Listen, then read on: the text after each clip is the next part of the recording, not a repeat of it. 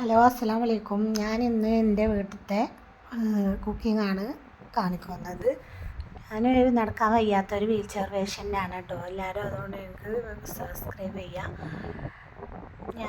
എനിക്ക് കഴിയണ പോലെ വീൽ ചെയറിൽ ഇരുന്നിട്ടാണ് ഞാൻ കുക്ക് ചെയ്യണത്. ഇങ്ങനെ ടേബിളിൽ ഗ്യാസ് വെച്ചിട്ടൊക്കെയാണ് കുക്ക് ചെയ്യുന്നത്. അപ്പം ഇന്ന് ഉണക്കമീനിൻ്റെ വിശേഷങ്ങളാണ്. ഉണക്കമീനാണ്, മാന്തളും ഉണ്ട്, പിന്നെ ഉണക്കസ്രാവുണ്ട്. മാന്തൾ തലേന്ന് തന്നെ വെള്ളത്തിലിട്ട് വെച്ച് തൊലി കളഞ്ഞ് കഴുകി ചട്ടി വെച്ച് അതിൽ ഓയിൽ വാർന്ന് മാന്തളിട്ട് കൊടുത്തു.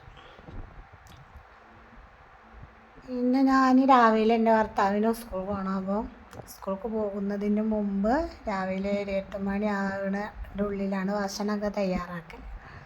രാവിലെ തന്നെയാണ് ഇതൊക്കെ ഉണ്ടാക്കുന്നുണ്ട്. അപ്പോൾ പിന്നെ അതിക്ക് ഉണക്കസ്രാവ് ഇട്ട് കൊടുക്കേണ്ടത് 4 കഷ്ണം ഉണക്കസ്രാവ് ഇട്ട് കൊടുക്കുന്നുണ്ട്. എനിക്ക് ഉണക്കമീൻ നല്ല ഇഷ്ടമാണ് കേട്ടോ.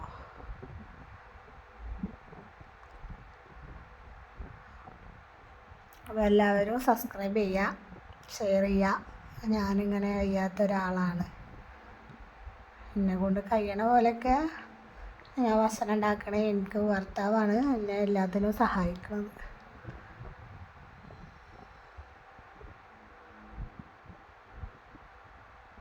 അപ്പോൾ പിന്നെ അതിക്ക് പച്ചമുളക് കീറി ഇട്ട് കൊടുക്കുന്നുണ്ട്. പച്ചമുളക് ഒരു 5-6 എണ്ണം കഴുകിയിട്ട് കൊടുക്കണം.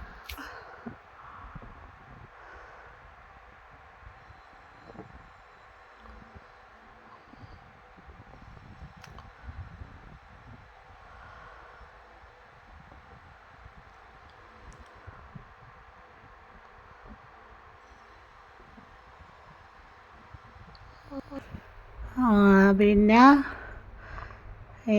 ഉണക്കസ്രാവ് തേങ്ങ അരച്ച കറിയാണ് ഉണ്ടാക്കുന്നത് കേട്ടോ. അപ്പോൾ ചട്ടി വെച്ച് അതിലേക്ക് മാങ്ങൻ്റെ കഷ്ണങ്ങൾ കുറച്ചിട്ട് കൊടുത്തിട്ട് പിന്നെ കുറച്ച് വെള്ളം ഒഴിച്ച് കൊടുത്ത്, പിന്നെ മഞ്ഞൾപ്പൊടി ഇട്ട് കൊടുത്ത്, പിന്നെ കുറച്ച് മുളകും പൊടി ഇട്ട് കൊടുത്ത്,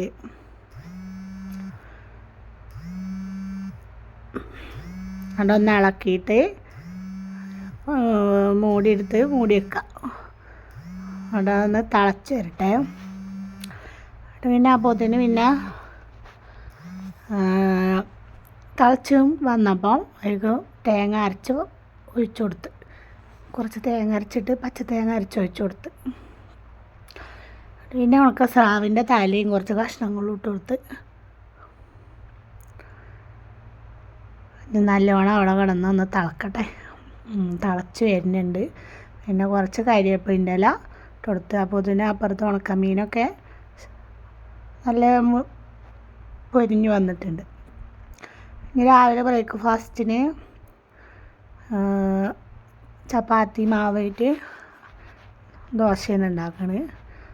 അങ്ങനെ ഉപ്പൊക്കെ ഇട്ട് ആവശ്യത്തിന് വെള്ളമൊക്കെ വാർന്ന് ഇളക്കി ചട്ടിയിൽ ഒഴിച്ച് കൊടുത്ത്, എന്നിട്ട് പിന്നെ കുറച്ച് മേലെ എണ്ണയൊക്കെ ഒഴിച്ച് മറിച്ചിട്ട് കൊടുത്ത്. പിന്നെ അങ്ങനെ രണ്ടാമത്തെ അപ്പം ഉണ്ടാക്കുന്നുണ്ട് കേട്ടോ.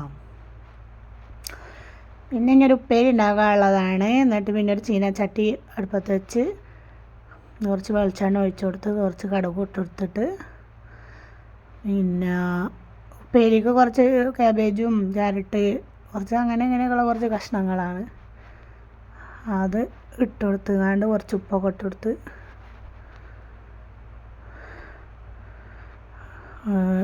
ഇളക്കി വെക്കാം.